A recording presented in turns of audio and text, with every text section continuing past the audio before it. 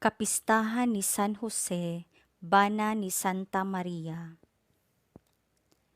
Sa tibuok bala ang kasulatan, walay pulong nga nahisgot kabahin kang San Jose, bisan dinhi sa mga pagbasa ni ining iyang kapistahan. Apan hilumon man o dili, si San Jose maoy talagsaong sumbanan alang kanila nga buot mosunod sa Dios nung dalan. Una, si San Jose nagpabiling ukab sa buhat sa Dios diha sa iyang kinabuhi ug andam siya nga mudawat sa unsay ipabuhat sa Dios kaniya. Ikaduha, si San Jose naminaw sa Ginoo, daling nakaalinggat og misanong. Sa katapusan, si San Jose sa pagkatinuod mituman sa unsay ipabuhat kaniya sa Dios sukad sa iyang paghimog Pinoy-anan alang kang Maria ug Jesus didto sa Nazareth hangtod sa ilang pagkagiw ngadto sa Ehipto aron mapanalipdan sila gikan kang Herodes nga nagplano sa pagpatay sa balaang bata. Kita makahimo ug kinahanglan gayud nga mosunod sa panig-ingna ni San Jose. Makahimo kitag luna dinhi sa atong kinabuhi aron makapahulay diha sa kahilom, padayong mamati sa tingog sa Dios. Ang pagmugnag luna aron mamati nanginahanglan og mas dugang paghago kaysa atong mapaabot dinhi sa atong kalibutan nga nalumsan sa kasaba. Tapos kita namati sa tumang pagtagad ug pagkaukab, makapangayo kita sa Dios sa kadasig ug sa grasya nga atong gikinahanglan aron makahimo kita sa unsay ipabuhat kanato. Pamalandong. Sama kang San Jose, ukab ba ako sa buhat sa Dios dinhi sa akong kinabuhi?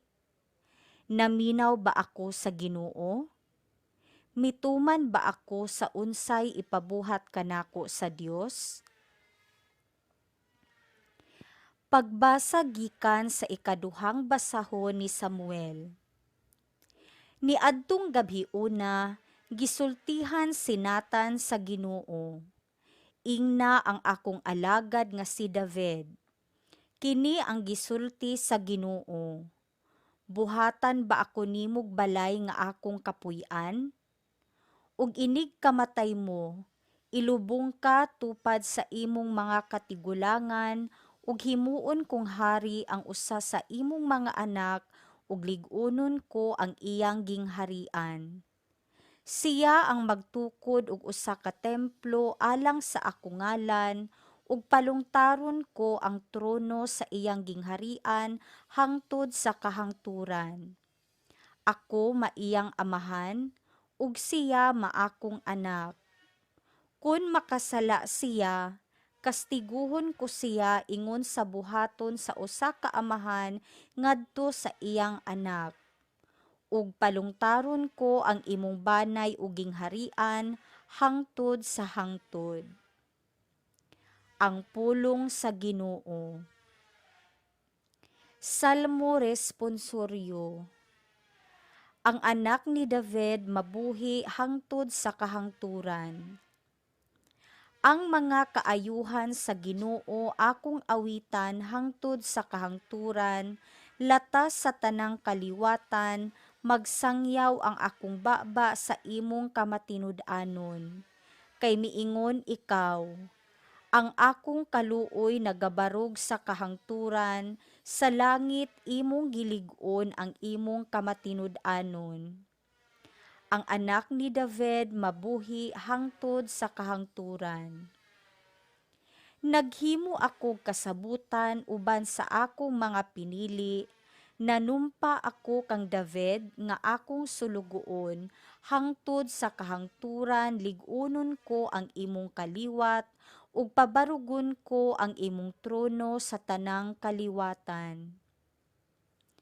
Ang anak ni David mabuhi hangtod sa kahangturan. Muingon siya kanako, Ikaw ang akong amahan, ang akong Diyos, akong bato, akong manluluwas.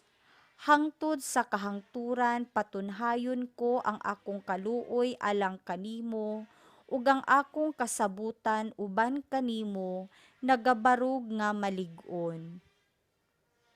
Ang anak ni David mabuhi hangtod sa kahangturan. Pagbasa gikan sa sulat ni San Pablo ngadto sa taga-Roma. Mga igsuon, gisaad sa Dios kang Abraham ug sa iyang mga kaliwat nga maiya ang kalibutan. Gihimo kining sa ara dili tungod kay gituman ni Abraham ang balaod, kundili tungod kay mituo siya og gimatarong sa Dios. Busa ang saad gipasikad sa pagtuo, aron kini maangkon ingon nga gasa sa Dios alang sa tanang kaliwat ni Abraham, dili lamang kanila nga nagtuman sa balaod, kundili ni adtong nagtuo usab sama kang Abraham. Kay si Abraham mao ang espirituhanong amahan natong tanan. Sumala sa kasulatan, gihimo ko ikaw nga amahan sa daghang mga nasod. Busa ang saad maayo gayod atubangan sa Dios nga gituuhan ni Abraham, ang Dios nga nagbanhaw sa mga patay ug maoy nagbuhat sa tanan pinaagi sa pulong.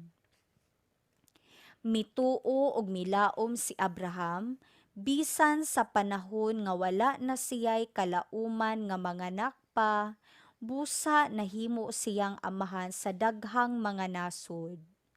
Sumala sa kasulatan, ingon ni ana kadaghan ang imong kaliwat. Busa si Abraham gimatarong sa Dios gumikan sa iyang pagtuo. Ang pulong sa Ginoo. Pagbasa gikan sa Santos nga Ebanghelyo sumala ni San Mateo. Si Jacob mao ang amahan ni Jose, ang bana ni Maria nga maoy inahan ni Jesus nga ginganlag Mesiyas. Mao kini ang kaagi sa pagkatawo ni Hesukristo. Ang iyang inahan nga si Maria, sinayura ni Jose, apan sa wala pa sila magtipon, nakamatikod si Maria nga nagsabak siya sa lalang sa Espiritu Santo. Si Jose nga iyang pamanhunon, tawo nga matarong, apan dili siya buot nga pakaulawan niya si Maria at tubangan sa mga tawo, busa naglaraw siya sa pagpakigbulag kaniya sa hilom. Samtang naghuna-huna siya niini, mipakita kaniya ang usa ka anghel sa Ginoo pinaagi sa damgo ug miingon, Jose, kaliwat ni David, ayaw kahadlok pagpangasawa kang Maria, kay ang iyang gisabak lalang sa Espiritu Santo. Manganak siyag lalaki, ug nganli siyag Jesus, kay luwason niya ang iyang katawhan sa ilang mga sala. Busa sa pagmata ni Jose, gituman niya ang gisugo sa anghel, ug gipangasawa niya si Maria.